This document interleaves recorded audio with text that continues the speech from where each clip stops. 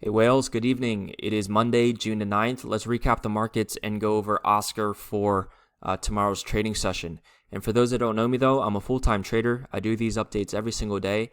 And to give you an idea in terms of how I'm doing so far for the month of June for my trades, you can see very solid start to the month so far, up 5.7k USD, 88% win rate. I don't think this is sustainable though, guys, right? Typically I'm at maybe a 55% win rate. So I do expect losses to come in soon. Now, I did take two trades today on Broadcom and OSCR for wins. So you can see from the calendar view as well. Again, very solid start. Hopefully I can keep up this momentum for the rest of the weeks ahead. So again, if you guys want my actual day trades as well as swing trades, I do both. I provide all my entries, target stop losses, everything here in Discord, guys. So for instance, for OSCR Health, this was the trade that I took.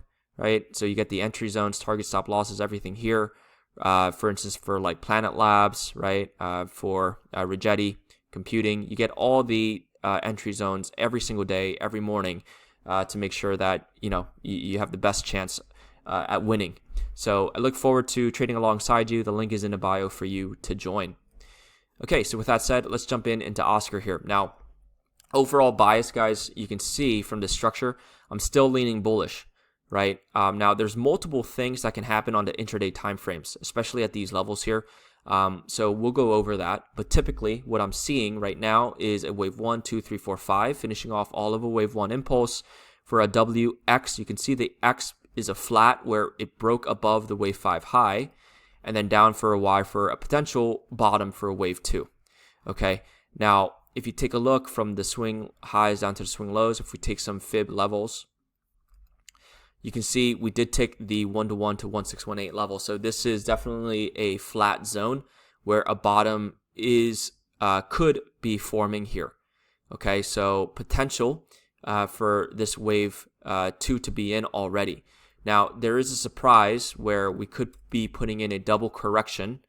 And if that's the case, right, that's the case, could come down to potentially here to retest these lows, and even down here at $5.50. So we don't know yet, guys, right? We don't know what it's going to do, but ultimately, as of right now, we're going to call the more bullish scenario where we're going to use this low, 1125, as the main invalidation level moving forward and as the main pivot low. So what does this mean? This means that as long as this low can hold at 1113, you can buy the dips against this low and try to keep pushing OSCR higher. Until this low breaks, guys, right, you can remain bullish for now. So coming from a mindset of a day trader, for me, instead of shorting OSCR, I'm going to be looking for longs only against this low at 1113. Okay, so that's why today I went long on OSCR here for a winning trade of 401, because I'm looking for longs only against this low. This is how you establish bias, guys, and how you go with the trend as a day trader. Okay, you don't want to be just shorting and longing every single swing.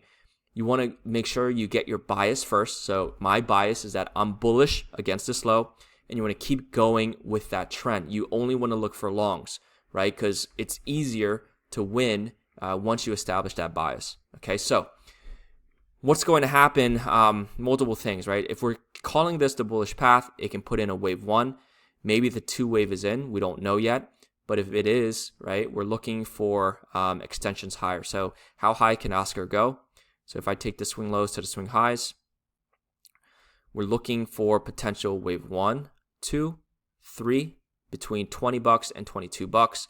And, somewhere around these levels is what I'm looking at, okay?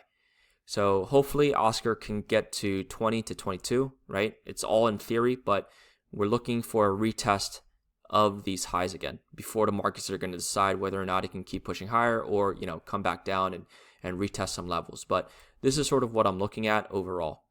Again, now if it does turn bearish for whatever reason, right, it can even do something like this, put in a 3-wave move higher and then lower, right? That's sort of that scenario. But again, it does do something funky,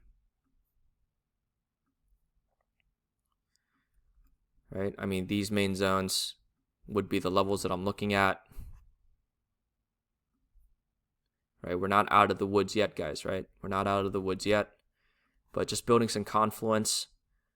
667 to 825 would make sense, right? And then also if I do those double correction levels,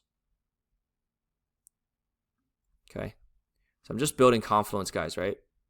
So this is the level that I'm looking at, right? 550 to 825 would be a landing zone if Oscar does something crazy. All right, so these levels would be the main area if Oscar breaks below that 1113 level. So let's see, guys, right? Let's see if these lows can hold. But for now, let's call the more bullish cycle. We're not there yet in terms of breaking the lows, so we won't call it as of now. So let's see if Oscar can keep pushing higher, and ultimately to 20 bucks would be that main area, retesting these highs. Okay, and then we're going to let the market decide whether or not does a double correction, or can keep pushing higher, consolidate, and break to all-time highs here. Okay, so keep you guys updated. Have a great rest of your night, and see you guys tomorrow.